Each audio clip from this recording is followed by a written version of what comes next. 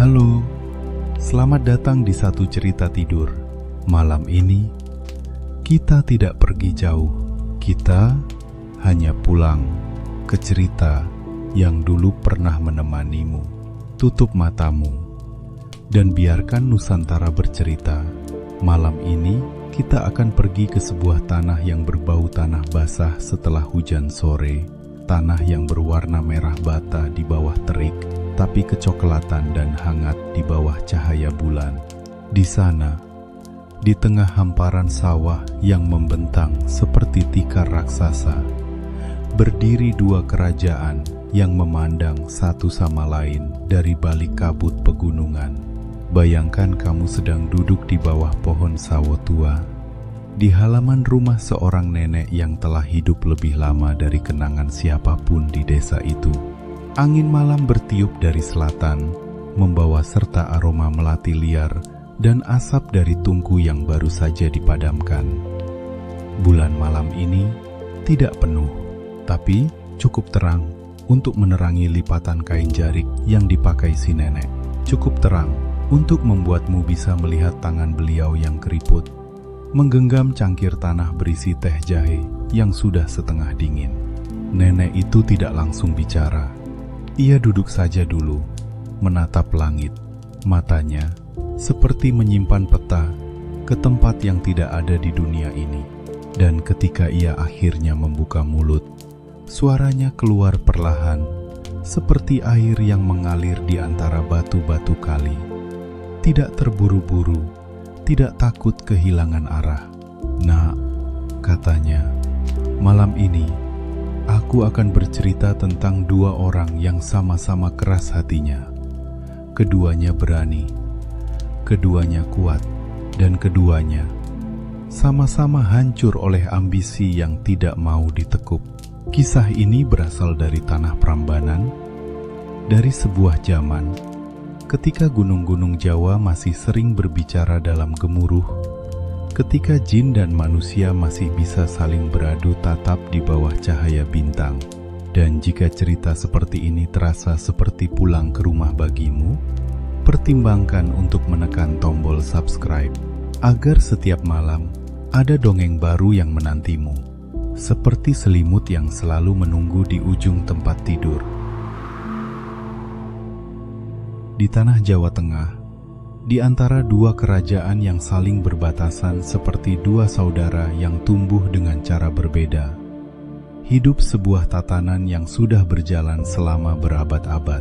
Kerajaan Pengging berada di utara, dikelilingi hutan jati yang tinggi dan sungai yang bening, tempat para prajurit berlatih sejak subuh dan kembali sebelum matahari tenggelam. Prambanan berada di selatan, lebih dekat ke kaki gunung. Tanahnya lebih keras, rakyatnya lebih keras, dan rajanya jauh lebih keras dari tanahnya sendiri. Di Pengging, hiduplah seorang pemuda bernama Bandung, putra mahkota, anak dari Prabu Damarmaya, seorang raja yang bijak dan pencinta damai. Tapi Bandung bukan anaknya yang biasa. Ia tidak tumbuh seperti pangeran-pangeran lain yang bermain di taman istana atau belajar menari di pendopo.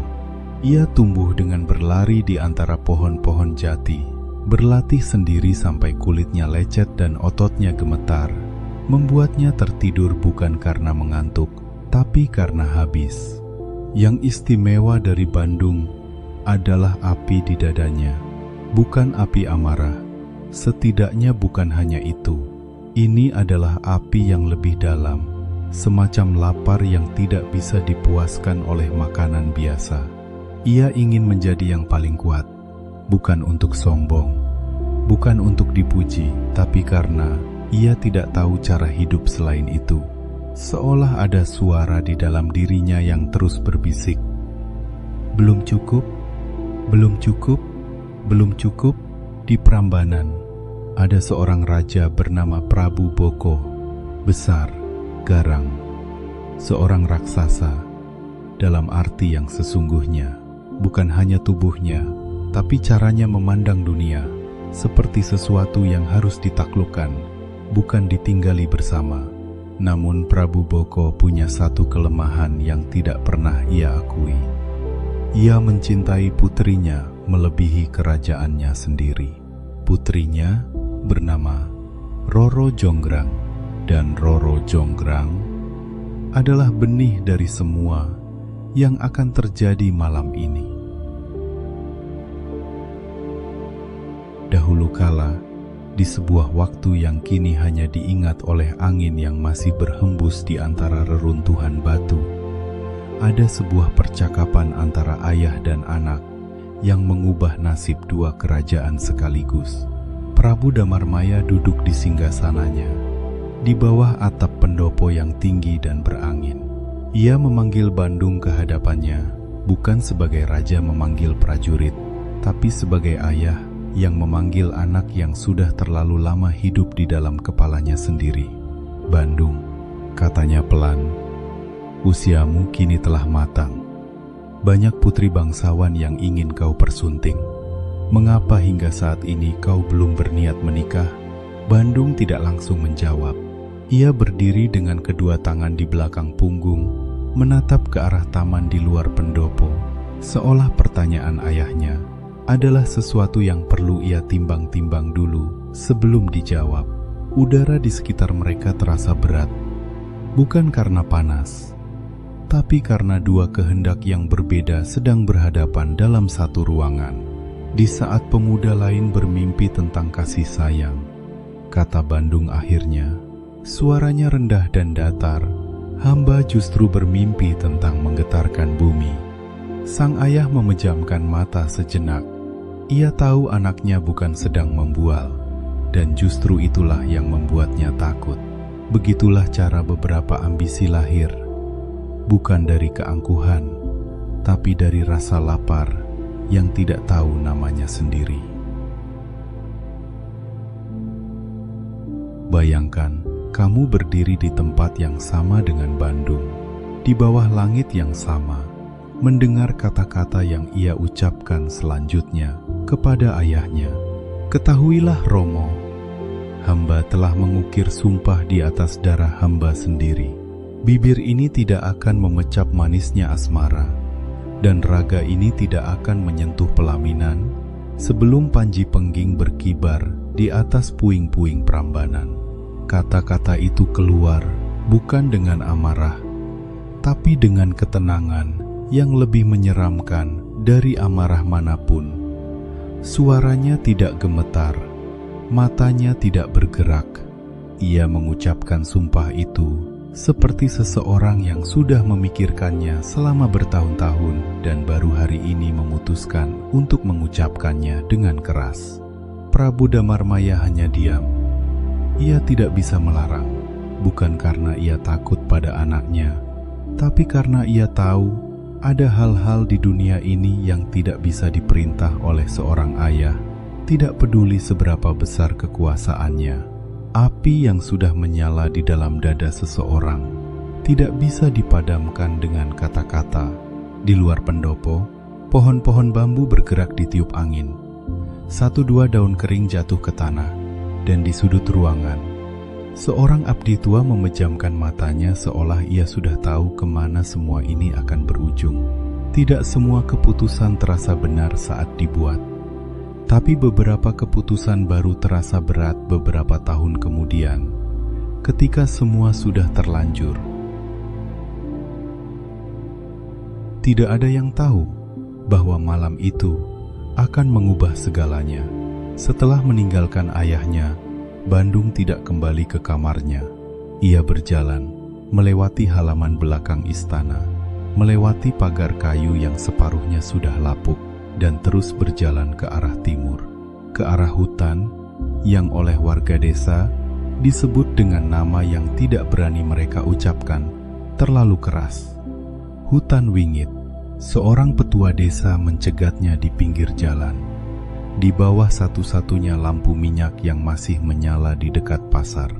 Orang tua itu menganggukkan kepala seolah sudah tahu kemana Bandung akan pergi. "Praden Bandung," katanya, suaranya seperti daun kering yang diinjak.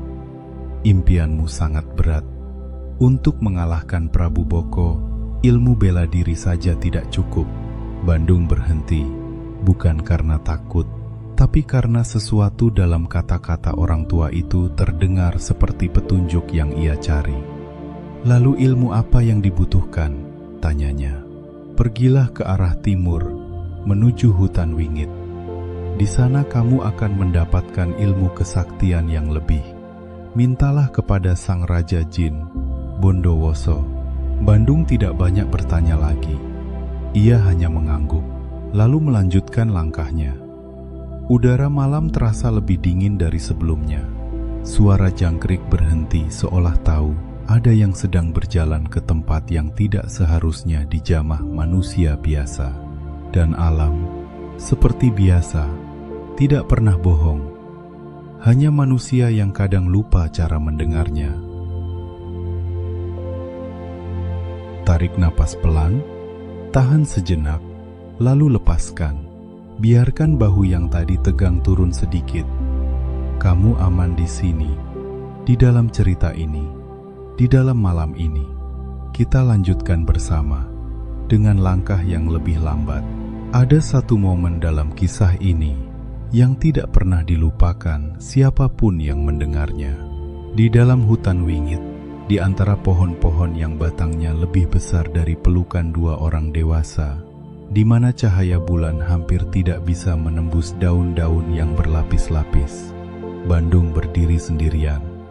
Tanah di sini berbeda, lebih hitam, lebih lembab, berbau seperti bumi yang tidak pernah terkena sinar matahari. Di sekelilingnya, suara-suara yang bukan suara binatang, manusia busuk, sebuah suara bergema dari segala arah sekaligus. Berani-beraninya kaki hinamu menginjak tanah keramat ini tanpa sujud permisi. Bandung tidak gentar. Ia mengangkat dagunya sedikit. Simpan gertakanmu. Aku datang dengan sengaja, hanya untuk satu nama, Bondowoso. Sepi sejenak.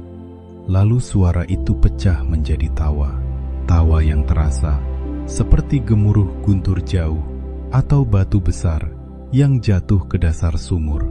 Kau menyebut nama penguasa kegelapan, seolah ia adalah kawanmu. Bandung tidak tersenyum. Ku dengar Bondowoso adalah raja dari segala jin di rimba ini. Aku datang untuk melihat apakah legenda itu hanya bualan atau kenyataan yang mengerikan.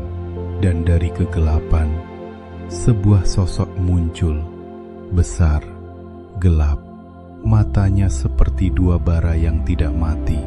Tanah tempat Bandung berdiri terasa berbeda sekarang.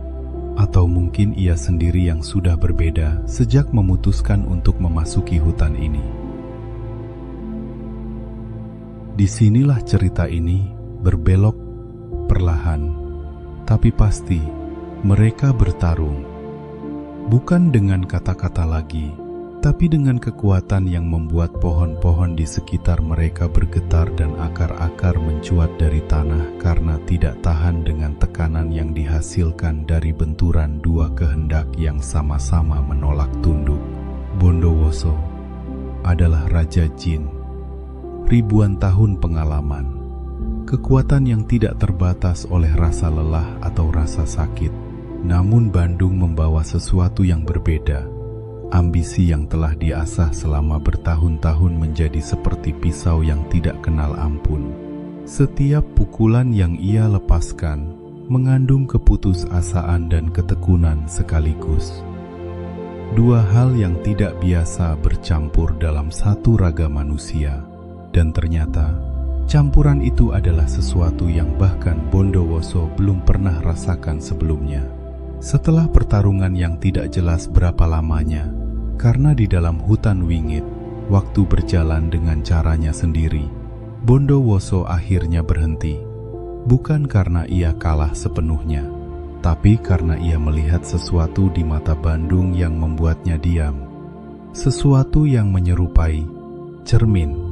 Bagaimana mungkin raga manusia fana bisa menyimpan daya ledak sedahsyat ini?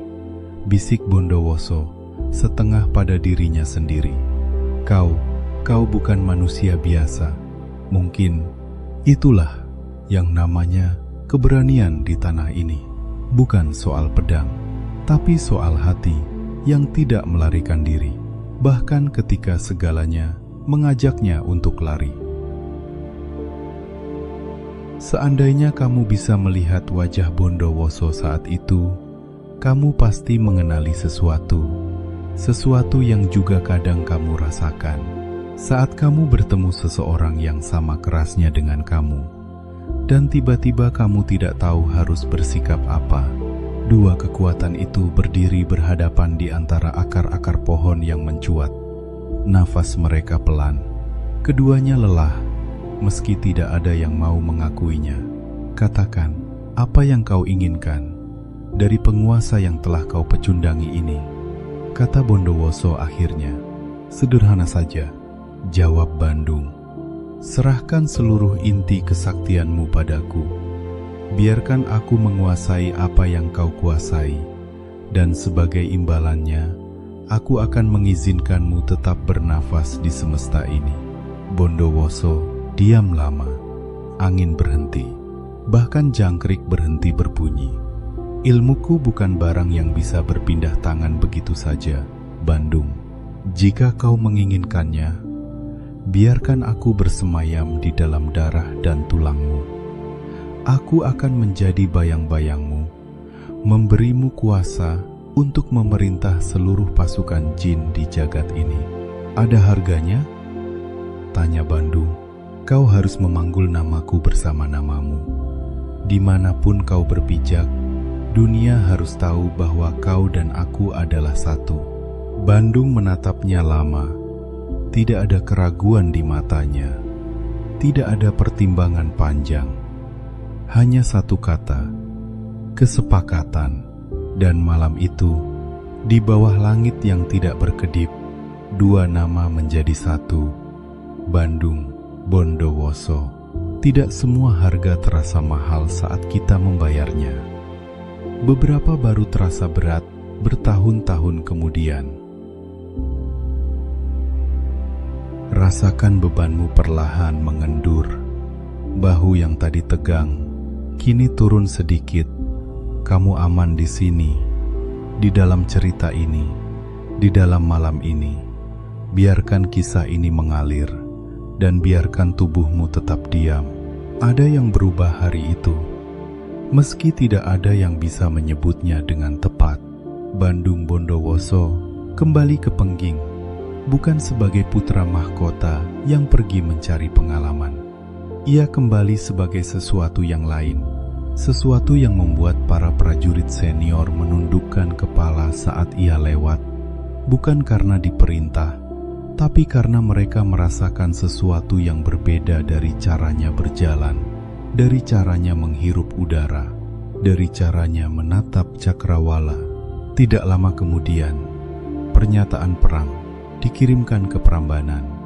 Bukan pernyataan yang panjang dan penuh basa-basi diplomatik, hanya beberapa kalimat. Bandung Bondowoso, pewaris takhta Pengging, menyatakan perang kepada Prambanan dan bersumpah akan menghancurkan kekuasaan Prabu Boko. Pertempuran pun meletus, dan pertempuran itu tidak berlangsung lama. Pasukan Bandung Bondowoso bergerak seperti badai, bukan karena jumlahnya, tapi karena sesuatu yang mengiringi mereka. Jin-jin yang diperintah oleh Bondowoso yang kini bersemayam di dalam darah Bandung. Tanah berguncang. Langit menjadi abu-abu meski tidak ada awan. Prajurit Prambanan berlari bukan karena pengecut, tapi karena mereka berhadapan dengan sesuatu yang tidak termasuk dalam semua latihan tempur yang pernah mereka jalani. Satu persatu, garis pertahanan Prambanan runtuh, seperti tembok tanah yang tidak bisa menahan banjir. Begitulah cara kekuatan yang dipinjam dari kegelapan bekerja. Ia memenangkan pertempuran, tapi selalu meninggalkan sesuatu yang hilang di belakang. Mungkin kamu pernah mendengar nama ini dalam mimpi. Nama seorang raja yang lebih memilih hancur daripada menunduk. Di dalam istana Prambanan, Prabu Boko menerima kabar kekalahan demi kekalahan dengan wajah yang tidak berubah. Setiap kali seorang patih berlari masuk dengan napas tersengal-sengal dan wajah yang seputih kapas, Prabu Boko hanya mengangguk. Tanda bahwa ia mendengar, bukan tanda bahwa ia menyerah. Dia mungkin punya 1000 sihir, kata Prabu Boko. Suaranya rendah tapi terdengar sampai ke sudut-sudut ruangan. Tapi dia belum pernah merasakan rematan tangan seorang raja raksasa. Putrinya, Roro Jonggrang, berdiri di sampingnya. "Romo," katanya pelan. Patih mengatakan dia memiliki kekuatan yang tidak wajar. "Jangan biarkan amarah membutakanmu." Prabu Boko memandang putrinya dengan tatapan yang hanya bisa dimiliki oleh orang tua, yang tahu hidupnya hampir habis, tapi tidak mau anaknya tahu. Ia mengulurkan tangannya, mengelus kepala Jonggrang, seperti waktu gadis itu masih kecil. "Jangan takut, Jonggrang. Ayahmu adalah pelindung bumi Prambanan." Kata-kata itu terasa lebih seperti janji yang ia buat untuk dirinya sendiri, bukan untuk anaknya. Beberapa jam kemudian, Prabu Boko keluar ke medan pertempuran untuk menghadapi Bandung Bondowoso sendiri. 1 lawan 1, di bawah langit yang sudah kemerahan karena matahari mulai turun. Ia tidak menangis. Ia hanya berdiri lebih tegak dari biasanya. "Dengarkan napasmu sendiri sebentar. Kamu sudah jauh hari ini, dan kamu layak untuk beristirahat. Tapi kita masih ada sedikit lagi dalam kisah ini. Dan bagian selanjutnya adalah bagian yang paling sulit untuk diceritakan. Ini adalah bagian dari kisah yang paling sulit untuk diceritakan." Prabu Boko gugur di tangan Bandung Bondowoso, di atas tanah yang pernah dijaganya selama bertahun-tahun. Caranya gugur tidak perlu digambarkan terlalu panjang di sini, karena yang penting bukan bagaimana ia jatuh, tapi apa yang ia tinggalkan di belakangnya. Seorang putri, Roro Jonggrang, mendengar kabar kematian ayahnya dari seorang paman tua yang datang dengan kepala tertunduk dan suara yang hampir tidak keluar. "Gusti Prabu, sang raja raksasa telah melepaskan napas terakhirnya." Tidak ada kalimat lain. Tidak perlu. Jonggrang tidak menangis langsung. Ia hanya berdiri di tengah kamarnya, menatap ke arah pintu yang setengah terbuka, seperti seseorang yang baru saja melihat dunianya berubah bentuk dalam hitungan detik, tapi otaknya belum sepenuhnya memproses apa yang baru saja terjadi. Jari-jarinya meremas ujung selendangnya, sampai kain itu menjadi kusut. Matanya tidak bergerak, hanya bibirnya yang akhirnya bergerak, mengucapkan satu kalimat. "Siapa tangan iblis yang tega mencabut nyawa sang pelindungku? Dialah sang kesatria dari Pengging, Bandung Bondowoso." Dan di luar istana, di antara asap yang masih mengepul dari sisa-sisa pertempuran, sang pemenang berjalan masuk ke Prambanan. Kadang kita perlu merasakan kehilangan paling dalam untuk mengerti betapa mahalnya hal-hal yang selama ini kita anggap biasa. Diam-diam, tanpa disadari siapapun yang ada di istana itu, Bandung Bondowoso berjalan di antara koridor batu Prambanan dengan langkah yang berbeda dari biasanya. Bukan lebih lambat, bukan lebih hati-hati, tapi ada sesuatu yang mengganggu ritmenya, sesuatu yang tidak pernah mengganggu ritmenya sebelumnya. Ia melihat Jonggrang. Di antara semua orang yang pernah tinggal di sini, hanya satu yang membuatnya berhenti. Jonggrang berdiri di beranda, memandang ke arah halaman yang separuhnya masih berantakan karena pertempuran. Ia tidak terlihat seperti seseorang yang baru saja kehilangan ayahnya, atau lebih tepat, ia terlihat seperti seseorang yang sudah memutuskan bahwa ia tidak akan menunjukkan kesedihannya kepada siapapun. apalagi kepada pria yang berdiri di hadapannya sekarang. Siapakah kau yang kehadirannya membuat seluruh kemenangan ini terasa hambar? Kata Bandung pelan. Bolehkah aku mengetahui nama dari pemilik wajah seindah rembulan ini? Jonggrang berbalik. Matanya tidak turun. Namaku adalah Roro Jonggrang, putri dari tanah yang kau injak-injak ini. Bandung diam sejenak. Dalam keheningan itu, angin sore bertiup dari selatan, menggerakkan rambut Jonggrang sedikit. Bau bunga kenanga mengambang tipis di udara. Ingatlah putri, katanya akhirnya. Pria yang memuji namamu ini adalah pria yang sama yang telah mengotori tangannya dengan darah Baginda Prabu Boko. Jonggrang tidak menjawab, tapi dari caranya menatap Bandung setelah kata-kata itu, dari cara matanya tidak bergerak 1 sentimeter pun, Bandung tahu bahwa ia telah menemukan sesuatu yang lebih berbahaya dari semua pertempuran yang pernah ia lalui. Dan mungkin itulah yang namanya cinta di tanah ini. Bukan yang paling keras, tapi yang paling tidak mau kalah. Tidak perlu memegang cerita ini terlalu erat. Biarkan ia mengalir seperti sungai yang tidak terburu-buru. Rasakan punggungmu menyentuh kasur, rasakan beratmu sendiri, kamu aman. Kita sudah hampir sampai di bagian paling dalam dari kisah ini. Seiring berjalannya waktu, sesuatu berubah di dalam diri Bandung Bondowoso. Ia menang. Ia punya segalanya. Kekuatan, takhta, ribuan prajurit dan jin yang siap mematuhi perintahnya. Tapi setiap malam, sebelum tidur, ia mendapati dirinya memikirkan satu hal saja, Roro Jonggrang. Bukan karena cantiknya saja, tapi karena Jonggrang adalah satu-satunya hal di dunianya yang tidak bisa ia taklukkan dengan kekuatan. Akhirnya ia datang ke hadapan Jonggrang dan mengucapkan apa yang selama ini ia tahan. Jadilah permaisuriku, jadilah ratu di samping kesatria yang telah menaklukkan duniamu. Maukah kau menikah denganku? Jonggrang tidak langsung menjawab. Ia berdiri sangat diam, diam yang berbeda dari diam biasa. Ini adalah diam seorang perempuan yang sedang berpikir sangat keras dalam waktu yang sangat singkat. Ia tidak bisa menolak begitu saja. Bandung adalah penguasa sekarang. Ia punya 1000 cara untuk menghukum siapapun yang tidak menyenangkan hatinya. Tapi ia juga tidak bisa menerima, karena menerima berarti ia bersanding dengan pria yang membunuh ayahnya. Dan itu adalah pengkhianatan terhadap segala sesuatu yang pernah ia cintai.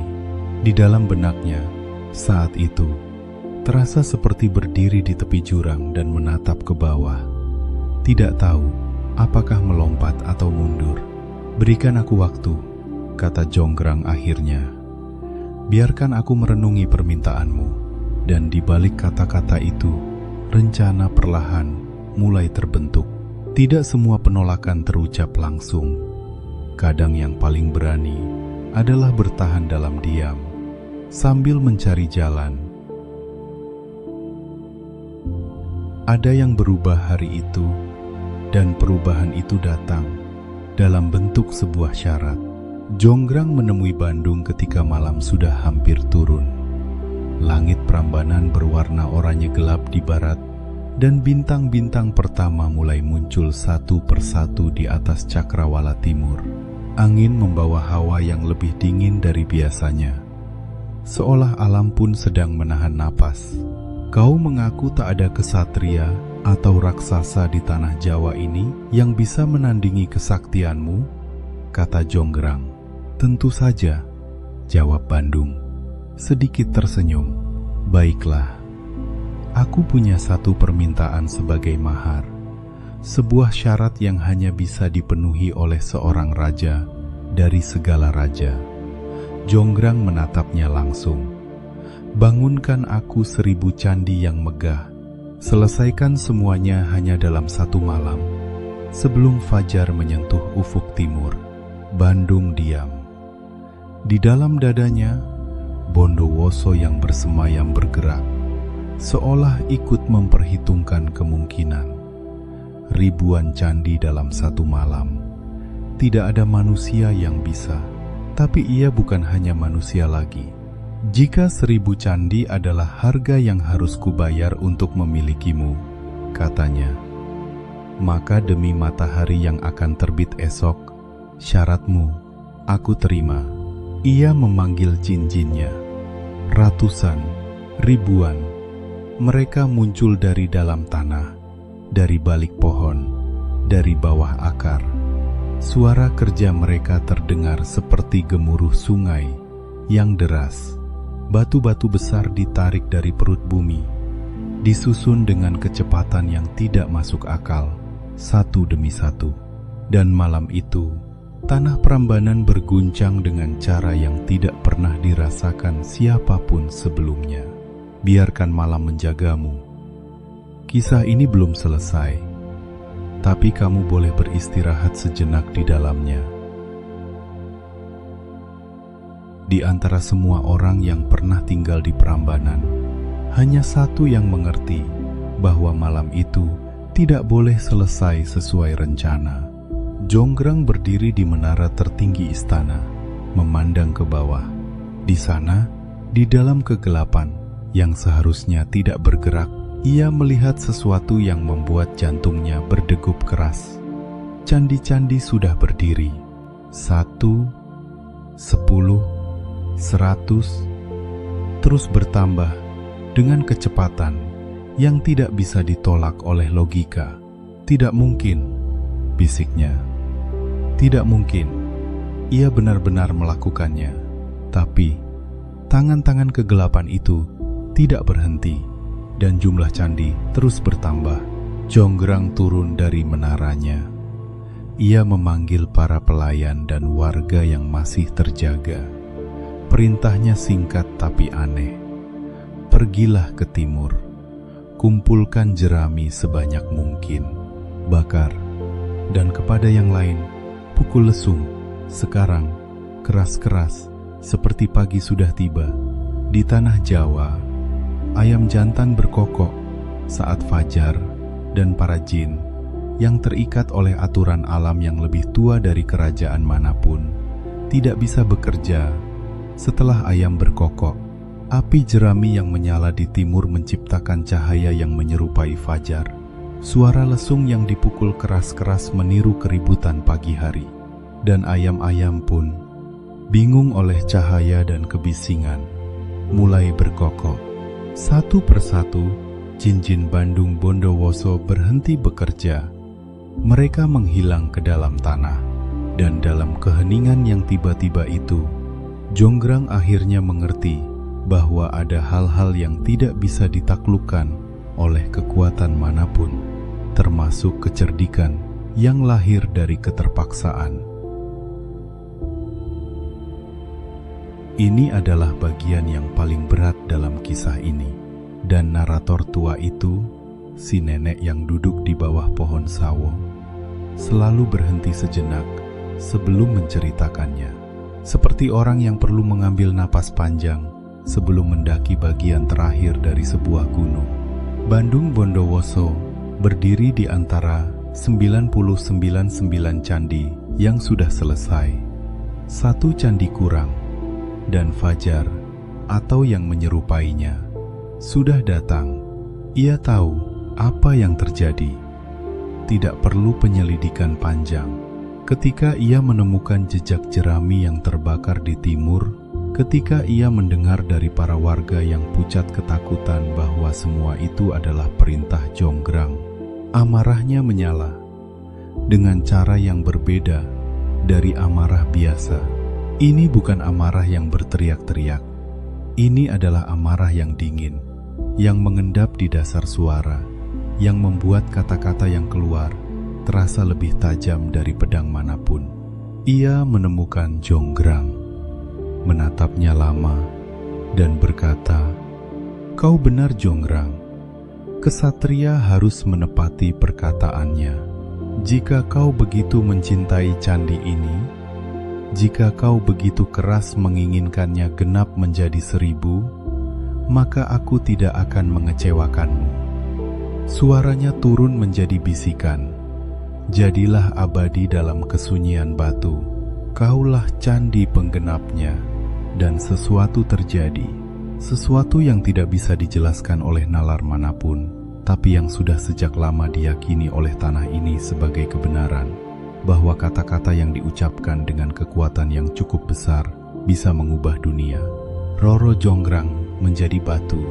Di dalam keheningan setelah itu, Jonggrang yang kini diam selamanya seperti sempat berkata dalam hati, "Setidaknya aku tidak bersanding dengan orang yang telah membunuh Romo.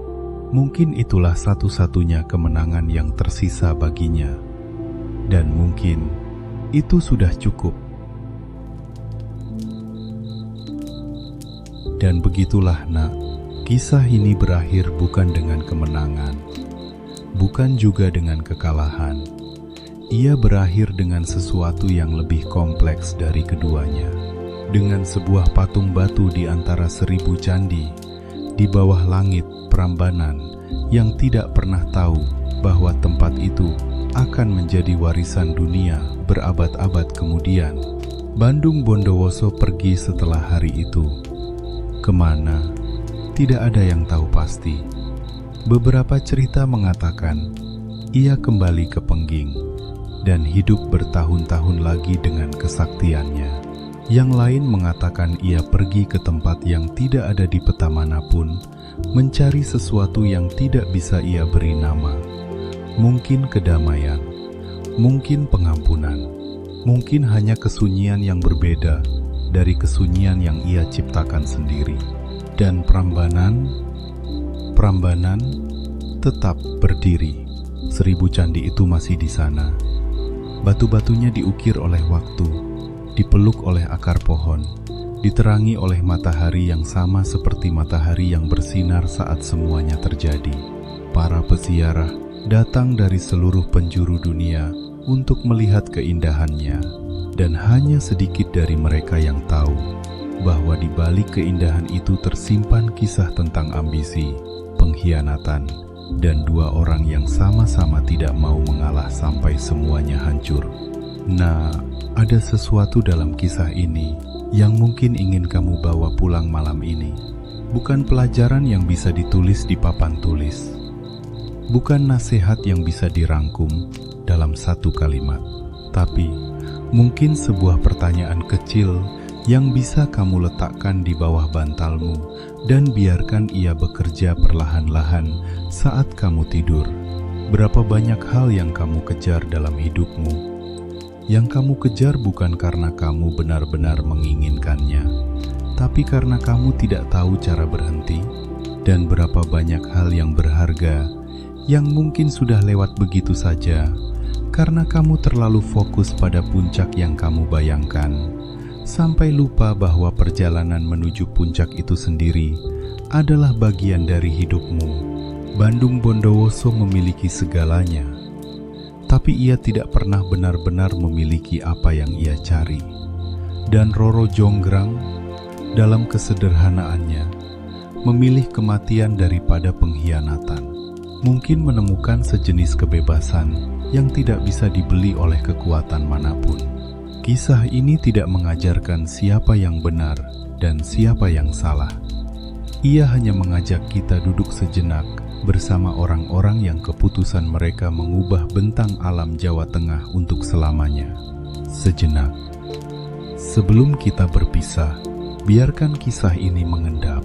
Rasakan tubuhmu yang sudah berat. Rasakan cara napasmu yang sudah lebih lambat dari tadi. Kamu sudah ada di sini bersama cerita ini selama beberapa waktu, dan itu sudah cukup. Tidak perlu mengingat semuanya. Biarkan yang tersisa hanya satu perasaan. Perasaan apapun yang muncul di dadamu saat kamu mendengar nama Roro Jonggrang untuk terakhir kalinya malam ini. Terima kasih, Jawa Tengah. untuk cerita yang kamu simpan di antara batu-batu Prambanan selama berabad-abad, untuk tanah merah Batamu yang masih menyimpan bekas kaki mereka yang pernah berjalan di sana, untuk angin Prambanan yang terus berhembus, seolah tidak pernah lupa bahwa ada sesuatu yang pernah terjadi di sana. Sesuatu yang terlalu besar untuk dilupakan, terlalu menyakitkan untuk selalu diingat. Dan kamu yang sudah menemani kisah ini sampai di sini, tidurlah sekarang. Biarkan bantal menyangga kepalamu dengan lembut. Biarkan selimutmu memeluk bahumu. Biarkan malam yang gelap dan tenang ini menjadi rumahmu untuk beberapa jam ke depan. Rumah yang tidak membutuhkan 1000 candi, cukup satu kasur yang nyaman dan satu napas yang panjang. Kamu sudah cukup keras bekerja hari ini. Kamu sudah cukup jauh berjalan. Dan malam ini, tidak ada yang perlu kamu taklukkan. Tidak ada yang perlu kamu buktikan. Hanya ini, tutup matamu dan tidur. Selamat tidur. Selamat istirahat. Semoga mimpimu membawamu ke tempat yang lebih damai dari kisah malam ini.